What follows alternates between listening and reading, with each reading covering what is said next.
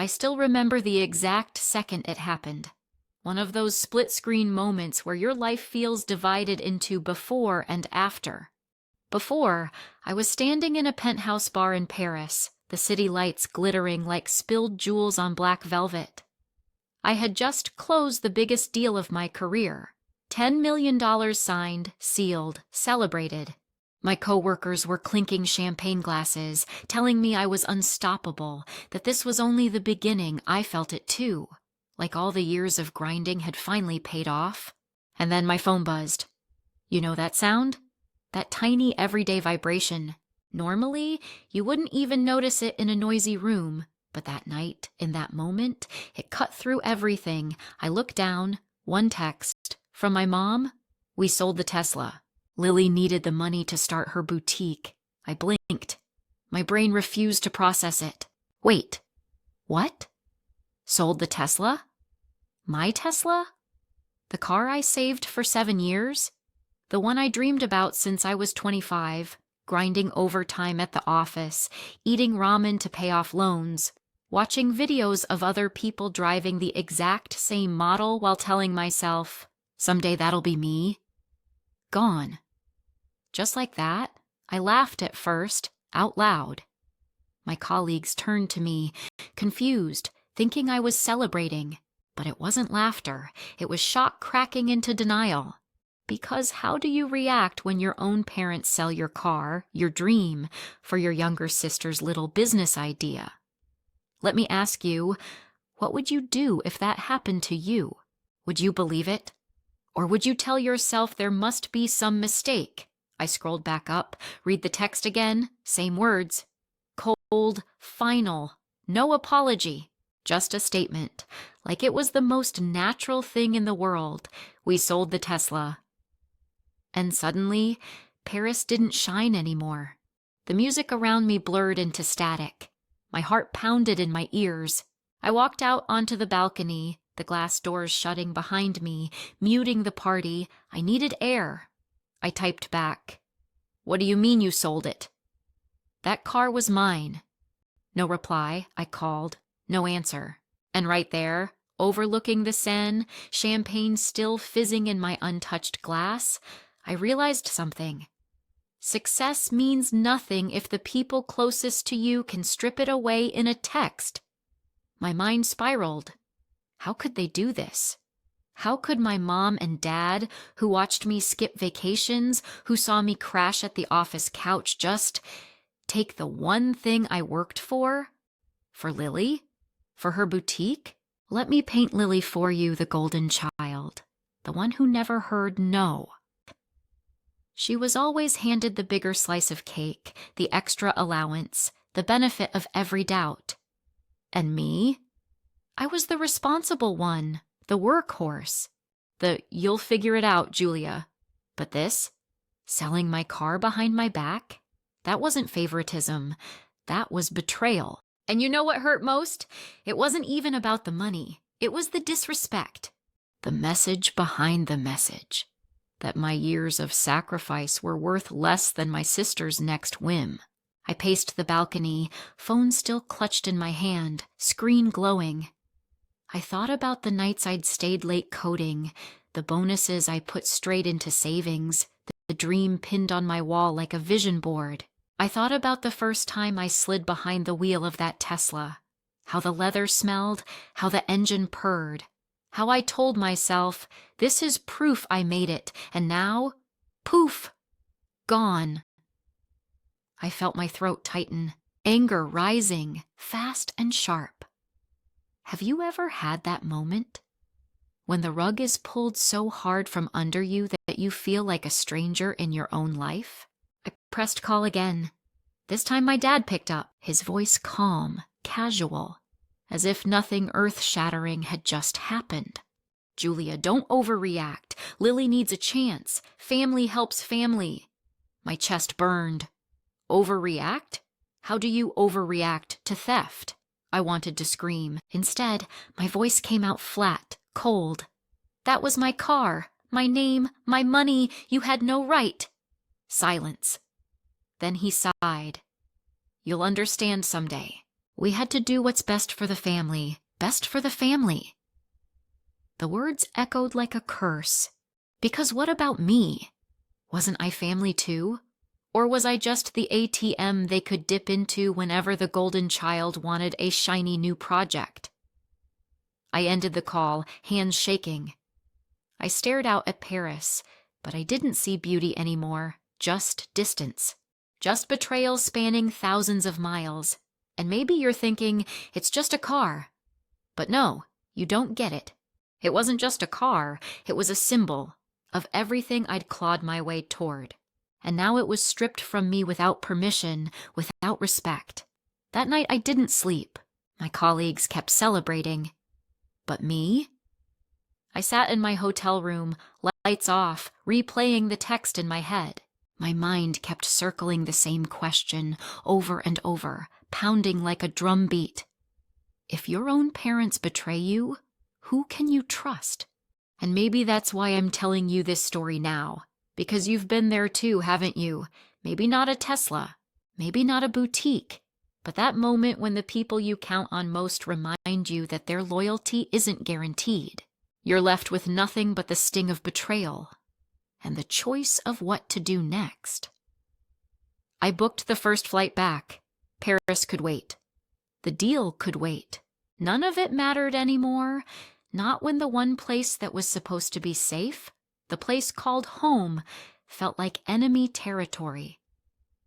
The plane touched down in San Francisco, gray morning fog rolling over the hills like a heavy blanket.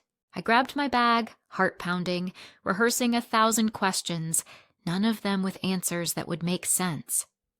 When I pulled up to my parents' house in Palo Alto, I almost didn't recognize the driveway. Parked there, gleaming in the sunlight, was a brand new Audi Q5. Not mine, not earned, not deserved, but Lily's. She came out of the front door just as I stepped onto the sidewalk, swinging her keys like a trophy. "Hey, Jules," she called, smiling like nothing had happened. I froze. The anger rushed back like a tidal wave. "That's what you bought with my car?" I asked. My voice cracked, sharp, louder than I intended. Her smile faltered, but only for a second. Then she shrugged. "It's not a big deal. The boutique needs a certain image, you know. Customers trust you more when you look successful." I laughed, bitter and broken. "So you look successful with my sweat, my sacrifice? Tell me, Lily, what did you give up?" Before she could answer, my mom appeared, carrying a tray of iced tea as if this was a Sunday picnic. "Julia, honey, let's talk inside. Don't make a scene." Inside, the house smelled the same. Fresh flowers, cinnamon from last night's pie. But nothing felt the same. Every detail mocked me. The family photos, the old piano, the graduation portraits, all proof of years where I thought loyalty meant something. We sat in the living room. Lily slouched back on the couch, scrolling her phone, while I gripped the edge of the armchair. My dad leaned forward, elbows on knees, the voice of reason look painted on his face. "Julia," he started, "we didn't mean to hurt you, but you know your sister's dreams matter too. Family supports family," I snapped. "Stop saying that. Family supports family? By stealing from me? By selling my car behind my back? That's not support. That's betrayal." The room went silent. I looked at each of them, searching for guilt, for apology. All I saw was justification.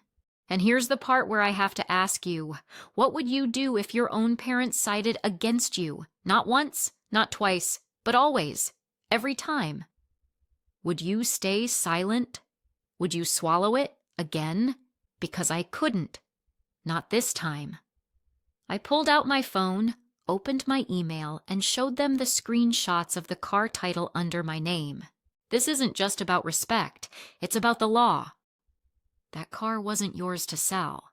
"You forged my signature," my mom gasped. "Julia, don't throw words like that around."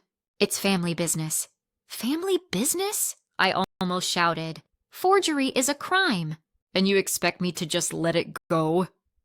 My dad's jaw tightened. "You wouldn't really take this outside the family, would you?" but I already had. On the flight home, somewhere over the Atlantic, I had messaged a lawyer I trusted, a friend from college, someone who knew my work ethic, who wouldn't see me as the difficult daughter. He had replied within an hour. "You have a case?" I told them that, their faces drained of color. Lily slammed her phone down. "You're really going to ruin everything over a car?" "No," I said, my voice steady now. "You ruined everything when you treated me like I didn't matter." "This isn't about the car. This is about me." The silence after that was suffocating. I could hear the ticking of the clock on the wall, every second dragging like a lifetime. My mom's eyes shimmered with tears, but not for me, for Lily, always for Lily. That was the moment the stakes crystallized in my mind. This wasn't just a fight over metal and wheels. This was about identity, worth, dignity. If I backed down now, I'd be signing a lifetime contract of silence. And I wasn't going to do that, so I stood up. "I'll give you one chance," I said. "One chance to make this right before the lawyer gets involved." No one answered. Lily just crossed her arms, glaring. My dad looked away. My mom whispered something about keeping peace. But I was done keeping peace at the cost of my soul. I walked out of that house, the sound of the door slamming behind me louder than any argument. In the driveway, I stared at the Audi again, shiny, new, empty, a monument to everything they'd stolen from me. I pulled out my phone and texted my lawyer. "It's worse than I thought. Let's meet tomorrow." Because sometimes standing up for yourself means standing against the very people who raised you. And let me tell you, it's the loneliest, most terrifying thing. But it's also the first step toward reclaiming your life. The boutique's grand opening wasn't supposed to be my battlefield, but that's exactly what it became. The morning of the event, the sky over downtown Palo Alto was a perfect California blue. The street buzzed with chatter, balloons tied to railings, music spilling out onto the sidewalk. Everyone was dressed to impress, sipping champagne from plastic flutes, clapping as Lily cut the ribbon in front of her glossy new store. I stood on the edge of the crowd, watching. My chest tightened with every cheer. They didn't know the truth. They saw a young entrepreneur launching her dream. I saw my stolen future wrapped in pastel banners and fake smiles. My phone buzzed in my pocket. My lawyer's words echoed in my head. "You have enough evidence. If you're going to confront them, this is the moment." So I stepped forward. "Congratulations, Lily," I said, loud enough for the mic to catch. Heads turned. The music cut abruptly. She blinked, her perfect smile faltering. "Julia," she said, her voice sweet but strained. "You came. I didn't think—" "You didn't think I'd show up?" I interrupted. My tone was sharp, deliberate. "Why?" "Because you thought I'd stay quiet while you built this store with money that wasn't yours?" The crowd gasped. My heart hammered, but I didn't stop. I pulled out the folder from my bag. The papers shook in my hand, but my voice didn't. "Everyone, I want you to see something," I said. "This is the title of my Tesla, my name, my signature. And this," I flipped to the next page, "is the version they used to sell it. Same form, but not my handwriting. Forged by my own father." The silence was suffocating. Even the balloons seemed to stop swaying. My dad stepped forward, his face pale. "Julia, don't do this here. We can talk at home." "No," I snapped, my throat raw. "You made this public when you stole from me." "You made this public when you turned my sacrifice into her runway show." Lily's cheeks flushed red. She reached for the mic. "She's lying. She's jealous, that's all. I worked hard for this boutique. She doesn't want me to succeed." "Hard work?" My laugh cracked like glass. "Hard work is 7 years of 14-hour days.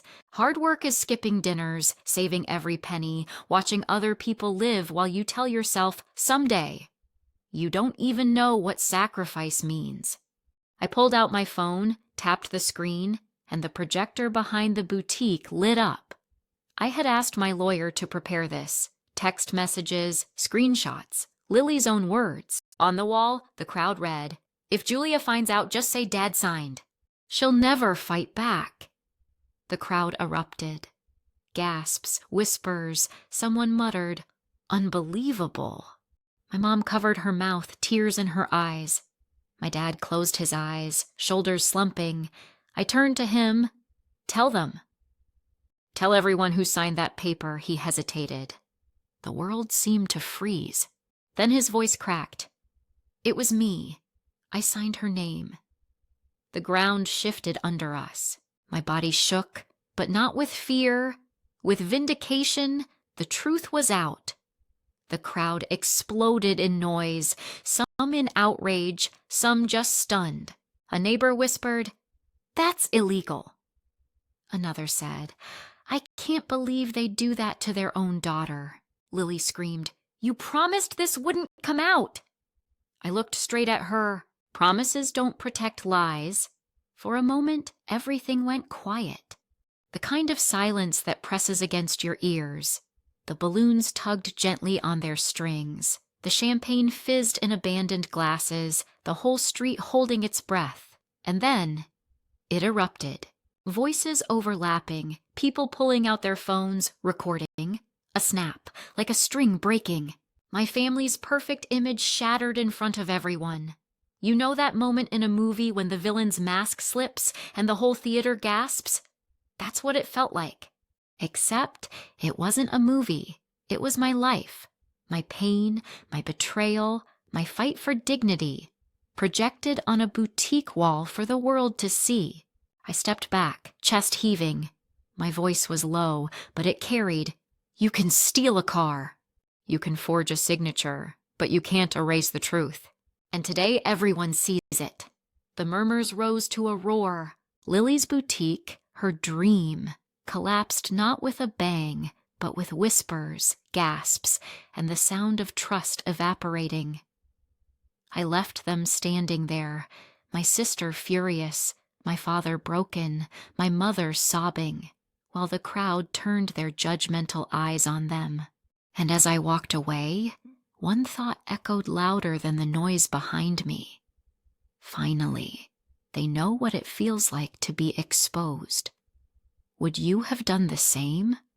Would you have stayed quiet or burned it all down in one moment of truth? In the days after the grand opening confrontation, the whole neighborhood buzzed with whispers. I couldn't even step into the local coffee shop without catching fragments of conversations. Did you hear about the boutique? Her own father signed her name. That poor girl. For once, the whispers weren't against me. They were for me, and that felt like a strange kind of justice. The fallout came faster than I expected. Within a week, Lily's boutique shut its glass doors. The grand opening banners sagged in the rain, colors bleeding into the pavement. The mannequins in the window stared out at the street, still dressed in clothes that would never sell. Every time I walked past, I felt a rush of conflicting emotions. Anger, yes, but also relief. The lie was over. The performance had ended. The Audi disappeared from the driveway too, sold. Just like my Tesla had been, but this time willingly. Watching it drive away felt like a weight lifting off my chest. I thought, maybe finally, we're starting to make things right. My parents reached out. First hesitant texts, then phone calls. Then one evening, my dad showed up at my apartment, hat in hand, looking older than I remembered. He sat at my kitchen table, staring at the wood grain, and finally said the words I had been waiting my whole life to hear. "We failed you. We chose wrong. We're sorry." It didn't erase the betrayal, but it cracked something open. For the first time, they weren't defending Lily. They weren't minimizing what I'd lost. They admitted it, and that mattered. Therapy followed. Family therapy, the kind where you sit in a circle and every silence feels heavier than any sentence. The first session was brutal. My mom cried more than she talked. Lily rolled her eyes until the counselor snapped at her. My dad kept shifting in his seat, as if ready to bolt, but I stayed. I said what I had swallowed for years, every hurt, every dismissal, every time they made me invisible, and to my shock, they listened. Not perfectly, not consistently, but enough. Enough that I thought maybe, just maybe, we could rebuild. I remember walking out of one session into the crisp evening air, the therapist's words still echoing in my mind. Closure isn't about erasing the past. It's about choosing not to let it rule you anymore. I wanted to believe that, I really did. I wanted to put down the burden I had carried across countries and careers, across late nights and early mornings. For a few weeks, life felt lighter. I got back to my work in Paris, closing deals, laughing with colleagues, feeling like myself again. Phone calls with my parents were softer, less defensive. Even Lily toned down, her sharp edges dulled by the consequences she couldn't escape. It was the closest thing to peace we'd had in years, and I let myself breathe in it. I let myself believe that the worst was behind me. But here's the thing about peace. It's fragile. It's a glass you hold carefully in your hands, praying it won't slip. And just when you start to think it's safe, it shatters. Because as much as I wanted to believe we'd reached the end of the story, deep down, I should have known better. The boutique was gone. The Audi was gone. My parents had apologized. Therapy had begun. Everything looked like resolution. But that wasn't the end, not even close. Would you have trusted it? Would you have let yourself breathe, or would you have braced for the storm still hiding just beyond the horizon? I thought the worst was behind me. The boutique was gone. The Audi sold. My parents had apologized. Therapy had started. It wasn't perfect, but it was something. I let myself breathe again, convinced the storm had passed. Then one morning, I opened my inbox. Sitting there like a snake coiled in the grass was an email with the subject line, "Notice of summons." My stomach dropped before I even clicked it. And when I did, I swear the room tilted. Lily was suing me for defamation, for emotional distress, for supposedly sabotaging her business. Attached to the filing were screenshots, dozens of text messages, supposedly from me, words I never wrote. Threats I never made. Sentences dripping with venom that looked exactly like my style of typing. Except they weren't mine. I stared at the screen, my hands trembling. My first thought wasn't even about the lawsuit. It was about my career, my clients, my colleagues. What would they think if this went public? I closed my laptop, opened it again, like somehow the words would vanish. They didn't. The bile rose in my throat. I went to work that morning, pretending everything was fine. But whispers already floated through the office. 2 coworkers avoided eye contact. Another gave me that look, half pity, half judgment. By lunch, someone asked, "Julia, is it true? Did you really threaten your sister?" The air left my lungs. How fast had it spread? How many had already seen the screenshots? What would you do if your own sibling turned the entire narrative against you? If your parents, your friends, your colleagues, all the people whose respect you had fought for, started questioning your integrity? That's the part that cut the deepest. It wasn't just about a lawsuit anymore. It was about my name, my reputation. Everything I had built brick by brick over years of sacrifice now stood on shaky ground. I called my lawyer. His voice was steady, but even he sounded concerned. "These texts look real," he said. "If we can't prove they're fabricated, this could ruin you." That word, ruin, stuck in my chest like glass. Flashback. I remembered every late night at the office, every client dinner where I bit my tongue, every moment I told myself, "Just keep pushing, Julia. One day, it'll all pay off." And now it felt like all of it could vanish with a single judge's gavel. The irony stung. I had fought so hard to get justice, to reclaim what was mine. And now, standing here, it felt like the world believed I was the villain. Nights blurred into each other. I barely ate. I barely slept. My phone buzzed with calls I didn't want to answer. Every vibration felt like a threat. My lawyer, my parents, journalists, everyone wanted something. My parents were torn. My dad said, "This has gone too far." My mom begged me to settle quietly, to just end the drama. But how do you settle when the truth is on the line? I looked in the mirror one night and barely recognized myself. Dark circles, cracked lips. A woman holding herself together by threads. This was Lily's counterstrike, and it was working. And yet, even in the pit of fear, a tiny ember burned. If those texts were fake, there had to be proof. There had to be a way to expose it. The stakes had shifted. It wasn't just about money or property anymore. It was about truth, about survival, about whether I could keep the life I had built or watch it crumble into dust. Would you have given up, walked away?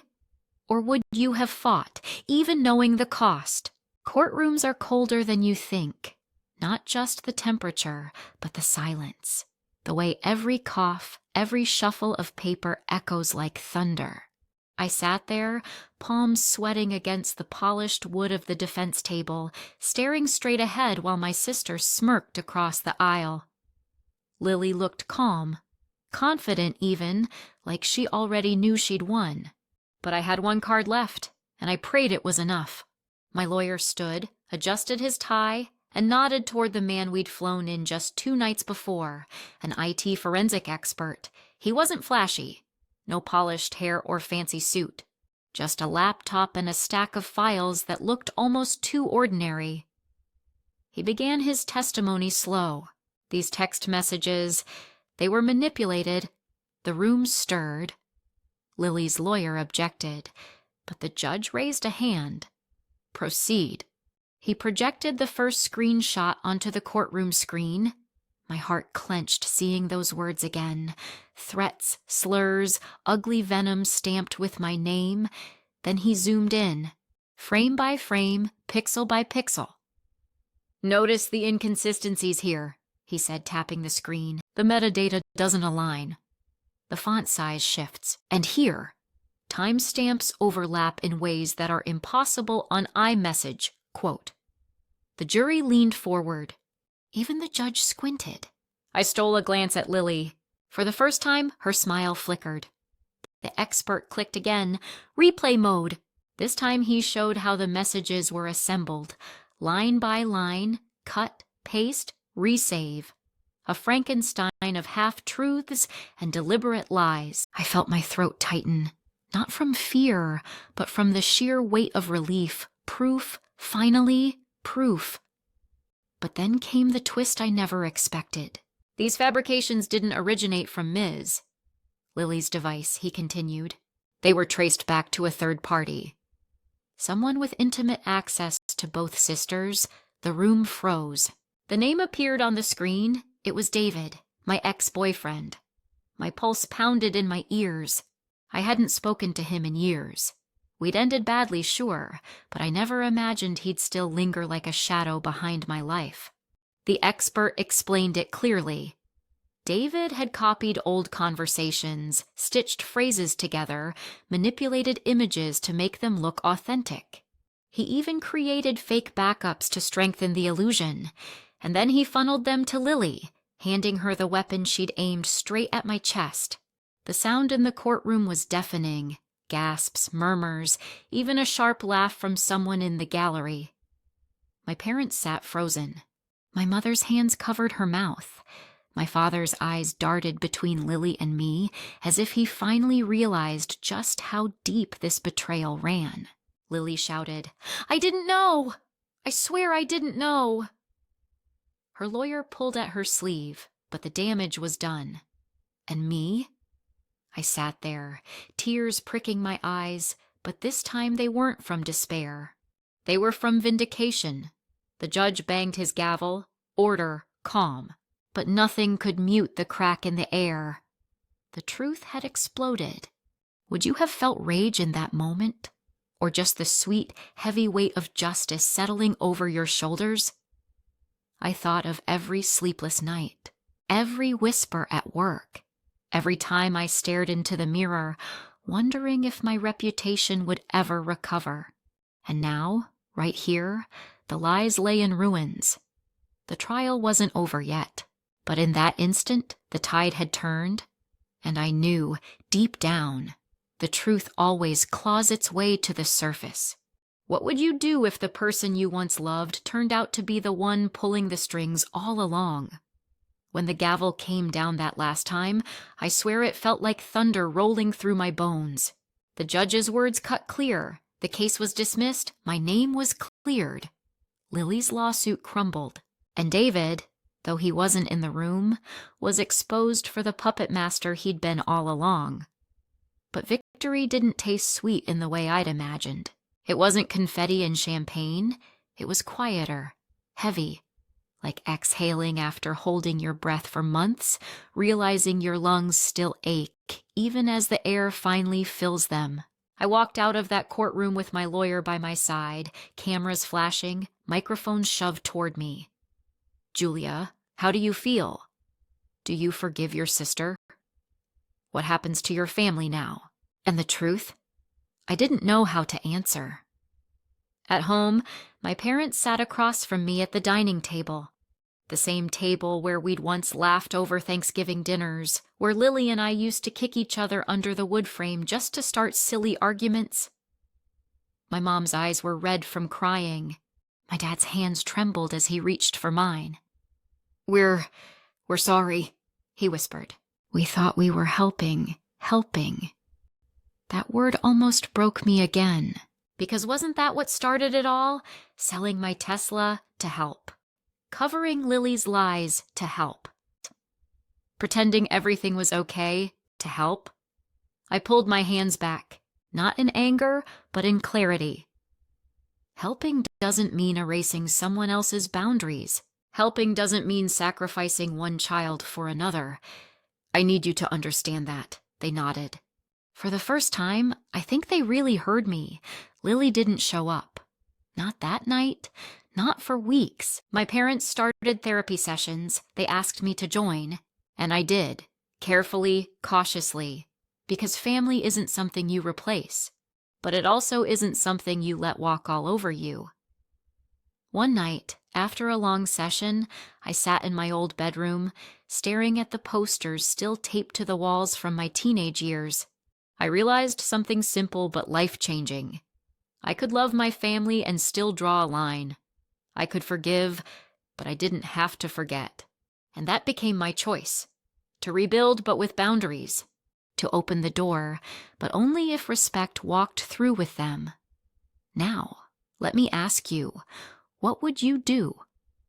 If the people closest to you broke your trust, tore down your name, and then came back asking for forgiveness, would you give it? Or would you walk away, choosing peace over ties? Because at the end of the day, this wasn't just my story. It's about every single one of us who's ever had to choose between loyalty and self-respect. Between keeping the family peace and keeping our own sanity, I chose boundaries. And I'll never apologize for that. So I'll leave you with this. Would you forgive, or would you walk away? Drop your answer in the comments. I want to hear your story too. When the judge's gavel came down and the courtroom emptied, I thought that would be it. Closure, justice served. A chance to breathe again, but I was wrong. The real storm didn't end in the courtroom. It exploded online. Within hours, clips of the trial had been cut, edited, shared, and reshared across Twitter, TikTok, and YouTube. My face, my voice, my tears, they weren't just mine anymore. They belonged to millions of strangers dissecting my life. One video, barely 30 seconds long, showed the moment the IT expert revealed the fake messages. That clip hit 5 million views overnight. The caption? Sister versus sister. Betrayal in court. People commented things like, finally someone stands up to family toxicity, or she's heartless, that's still her blood. Every swipe on my phone was another stranger deciding who I was. Have you ever felt like your entire identity was up for public vote? That's what it felt like. Even colleagues back in Paris started messaging me. Some were supportive. "Julia, you're a hero. Boundaries matter." Others wrote with caution. "Are you sure this was wise?" Clients might hesitate to work with someone who drags family into court. Their words lingered in my inbox like tiny judgmental ghosts. I didn't know if I wanted to cry or laugh. And then there were the DMs, hundreds of them. Stories from women and men who said they'd been betrayed by their own families, thanking me for showing it was possible to fight back. Some even called me an inspiration. But in the same inbox, hate messages piled up. "Ungrateful daughter. How could you sue your own blood? You'll die alone with your money." The duality was crushing. Support and venom in the same breath. My parents, who had reluctantly started therapy after the trial, had no idea how viral everything had gone. They didn't use social media much, but Lily did. She thrived on it. Her boutique may have shut down, but she posted cryptic stories, black screens with white text like, "Truth has many sides," or "Some people can never forgive." And of course, her followers interpreted it as her throwing shade at me. Thousands of comments poured in, painting her as a victim. Do you see how twisted it gets? The truth had already been revealed in court. Yet online, truth became optional. People didn't care about evidence. They cared about narrative. And Lily knew how to craft hers. One morning, I woke up to find my name trending. Not for my work in Paris, not for my designs or my shows, but for being part of what tabloids dubbed the Tesla trial. Headlines splashed across gossip sites. Sister sells car, family implodes. Strangers debated whether I was cold-hearted or brave. Some even speculated if the whole thing was staged for attention. Imagine sipping your coffee and seeing your private pain turned into clickbait. How would you react? Would you shut it all down, delete every account, or would you lean into it, try to control the narrative before it controls you? I tried to ignore it, but ignoring wasn't possible. At a cafe in Brooklyn, 2 college students recognized me. One whispered, "That's her, the Tesla girl." They weren't whispering quietly enough. Suddenly, people were sneaking photos, pretending to text but angling their phones toward me. I wanted to vanish into the floor. That night I broke down. I sat on my apartment floor, lights off, scrolling through comment after comment. Some warmed me. People saying my story gave them courage. Others cut deep, reminding me of the stigma of being the daughter who sues. In that darkness, I realized something. Silence would only let others tell my story for me. So I recorded a video. Simple setup, no fancy lights, just me in my kitchen. I spoke straight into the camera. This isn't entertainment. This was my life. And for anyone who has been betrayed by the people who were supposed to protect you, you're not alone. You're not crazy for demanding respect. I posted it on Instagram and TikTok. The video didn't just go viral, it shifted the tide. Suddenly, hashtags popped up. $, boundaries matter, $, stand with Julia, support flooded in. Of course, hate didn't disappear, but now it was balanced by an army of people who understood. The irony? The courtroom had given me legal justice, but it was the internet, this messy, chaotic, brutal place, that gave me something else. Visibility, a platform, maybe even purpose. Still, the pressure was enormous. Every post I made after that got dissected. If I smiled, some said I was gloating. If I looked tired, they speculated I was crumbling under guilt. There was no winning, and yet I knew one thing for sure. Hiding wasn't the answer. Because if I didn't stand up and own my truth, someone else would do it for me. So let me ask you, if millions of strangers were suddenly watching your life like it was their favorite drama, would you retreat? Or would you step up and say, "This is who I am, unedited"? I thought the worst was behind me once my video gained traction and people started defending me online. But the internet has a way of digging. It doesn't just look at your present. It rips open your past. And when that happened to me, I felt like the ground beneath my feet split open all over again. One night, around 2 a.m., I got a notification. Someone had tagged me in an old photo from high school. At first, I didn't think much of it. But when I clicked, my chest tightened. It wasn't just a picture, it was a thread. A full exposé of my teenage years, taken completely out of context. Someone had dug up screenshots, diary entries that I thought were private, even blurry photos from parties I barely remembered. They framed it as proof that I had always been the difficult daughter. Posts read, "See? Julia was always rebellious, selfish, dramatic. The narrative? That my conflict with Lily and my parents wasn't about betrayal, it was just me being the problem child." And here's the part that gutted me. The person who leaked those files wasn't a stranger, it was my ex. The same ex-boyfriend I had trusted years ago with my secrets. The one who had access to my journals and private chats. The same one who had silently fueled Lily's fake messages in the trial. It was like the walls closed in. Not only was I fighting against my family's betrayal, but now my past was weaponized against me. Have you ever had someone you once loved turn into your sharpest blade? That's what it felt like. Every memory I shared with him became ammunition. Comments started piling up. "She's manipulative. Look at her track record. No wonder her parents sided with Lily." The hate came back stronger, nastier, darker. And I realized something horrifying. People didn't care if it was true. They cared if it was entertaining. Flashbacks hit me hard. The nights when my ex whispered, "You can trust me," while holding my hand. The afternoons when he promised he'd always protect me. And now? He was the ghost haunting my every move. Twisting the truth into a spectacle, I confronted him. Sent a message, short and sharp. "Why?" His reply came minutes later. "Because you deserve to know how it feels." That's it.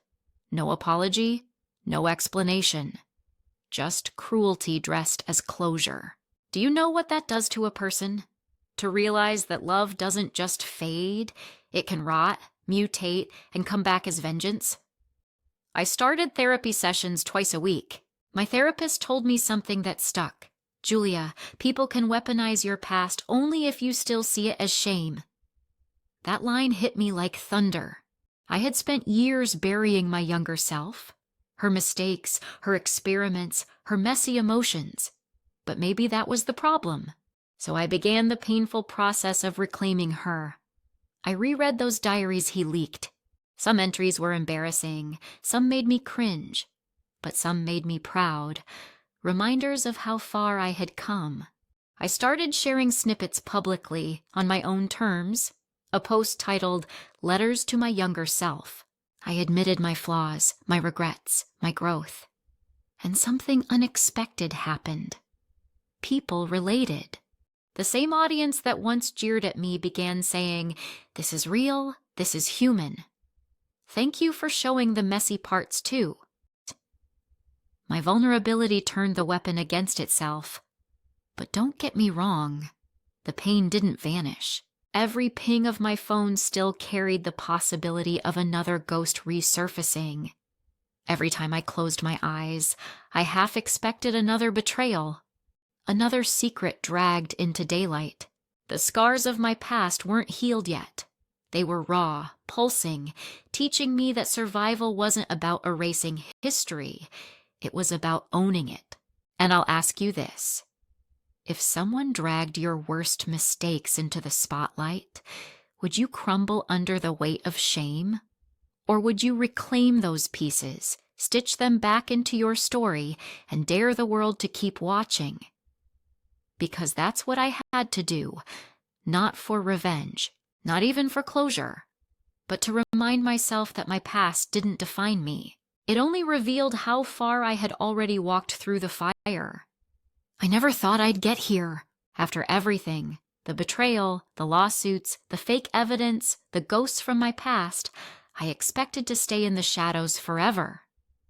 But one morning, sunlight hit different. I wasn't hiding anymore. I was stepping out fully, unapologetically. It began with an invitation. A nonprofit that focused on family healing and boundaries reached out. They had seen my story, followed the chaos, and instead of treating me like drama fodder, they wanted me to speak. At first I froze. Me? On stage?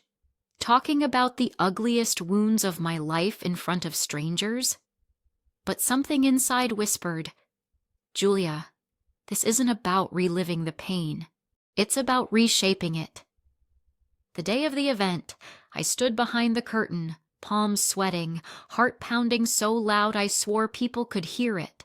The host introduced me, a woman who has turned her family's betrayal into a story of resilience. My knees almost buckled. That didn't feel like me. Resilient, strong. I still woke up some nights in panic. But then I stepped out. The lights blinded me for a second, but the silence was even heavier. Hundreds of faces looking up, waiting. I took a breath and spoke. What would you do, I asked, if the people you loved the most became the ones who broke you? And just like that, the silence cracked. Nods, tears, a ripple of recognition. I told them everything, not in detail to shame my family, but in honesty to share the truth. How betrayal doesn't just wound you, it teaches you what boundaries mean. How justice doesn't always heal, but it gives you space to rebuild. How shame from the past loses power when you drag it into the light yourself. The more I spoke, the lighter I felt. My voice didn't tremble anymore. My words weren't chains. They were keys. People leaned in, hanging on every sentence, not because I was flawless, but because I was messy, real, scarred, and still standing. After the talk, people lined up to hug me. A woman whispered, "My sister did the same to me."